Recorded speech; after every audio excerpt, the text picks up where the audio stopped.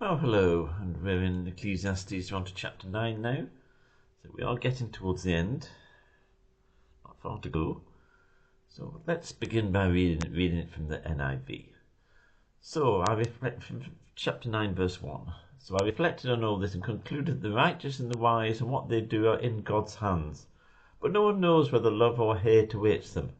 All share a common destiny, the righteous and the wicked, the good and the bad, the clean and the unclean, those who offer sacrifices and those who do not. As it is with the good, so with the sinful. As it is with those who take oaths, so with those who are afraid to take them. This is the evil in everything that happens under the sun. The same destiny overtakes all. The hearts of people, moreover, are full of evil. There is madness in their hearts while they live, and afterwards they join the dead. Anyone who is among the living has hope. Even a live dog is better than a dead lion. For the living know that they will die, but the dead don't know anything. They have no further reward. Even their name is forgotten. Their love, their hate, and their jealousy have long since vanished. Never again will they have a part in anything that happens under the sun. Go, eat your food with gladness and drink your wine with a joyful heart, for God has already approved what you do. Always be clothed in white and always anoint your head with oil. Enjoy life with your wife, whom you love, all the days of this meaningless life that God has given you under the sun. All your meaningless days, for this is your lot in life and in your toilsome labour under the sun. Whatever your hand finds to do, do it with all your might, for in the realm of the dead, where you are going, there is neither working, nor planning, nor knowledge, nor wisdom. I have seen something else under the sun. The race is not to the swift, or the battle to the strong, nor does the food come to the wise, or wealth to the brilliant, or favour to the learned, but time and chance happen to them all. Moreover, no one knows when their hour will come. As fish are caught in a cruel net, or birds taken in a snare, so people are trapped by evil times. They fall unexpectedly upon them. I also saw under the sun this example of wisdom that greatly impressed me. There was once a small city with only a few people in it, and a powerful king came against it, surrounded it, and built huge siege works against it. Now there lived in that city a man poor but wise, and he saved the city by his wisdom. But nobody remembered that poor man. So said, wisdom is better than strength, but the poor man's wisdom is despised, and his words are no longer heeded. Quiet words of the wise are more to be heeded than the shouts of a ruler of fools. Wisdom is better than the weapons of war, but one sinner destroys much good. So we have here the wisdom, this man, of the writer of this book. And again, he is harshly realistic. First of all, no one has can get a complete handle on life. You cannot work everything out. It says no one knows whether love or hate awaits them. All share a common destiny. The righteous and the wicked, the good and the bad, the clean and the unclean, those who offer sacrifice and those who do not. Every single one of us is going to die. The same destiny overtakes all. Then he doesn't conclude, as he said earlier, the house of the mourning is better than the house of feasting. It says, anyone who is among the living has hope. Even a live dog is better off than a dead lion. So if you're alive, make the most of it. This is the wisdom which he gets from all this. Because once you're dead, that's it. Game over. It's only while we are alive that we can do stuff. And it's only when people are alive that we can help, that we can bless them, we can love them, actively, directly love them. Of course, people who we've lost, we may remember them, we may miss them, have fond memories of them, appreciate what they brought into our life, and be grateful for it. But we can, once they're dead, we can no longer do anything for them. So while people are alive, we should love them. It's the last chance we have. It says, go and eat your food with gladness and drink your wine with a joyful heart. So he doesn't descend into absolute cynicism in all this. He says, enjoy, go and eat your food with gladness. For God has already approved what you do. God has approved of that. And always be clothed in white. Always anoint your head with oil. Enjoy life with your wife. It says elsewhere in Proverbs, a good wife is a precious gift from God.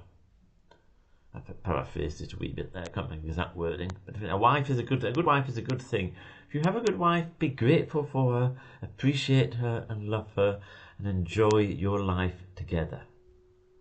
It says of this meaningless life. Remember, in the introduction to all this, says that Ortland says that this NIV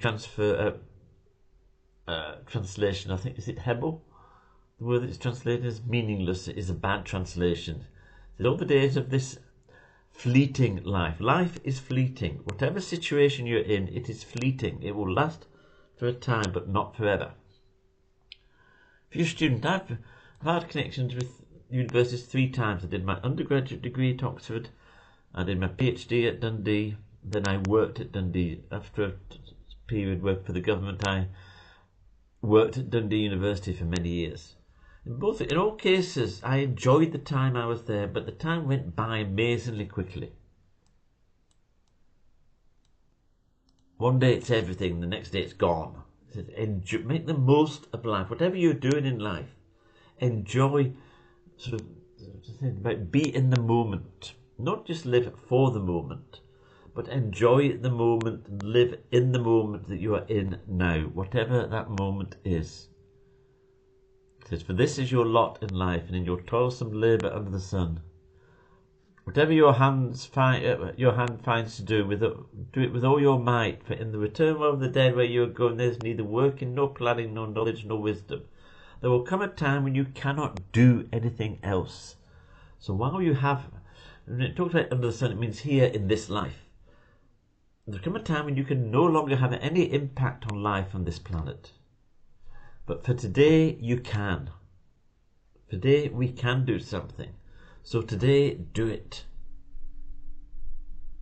And it says, I've seen something else in the sun. The race is not to the swift, nor the battle to the strong, nor does food come to the wise, or wealth to the brilliant, or favour to the learned. It says, moreover, no one knows when that hour will come. Fish are caught in a cruel net, birds are taken by a snare, or people are trapped by evil. Things can suddenly all go wrong.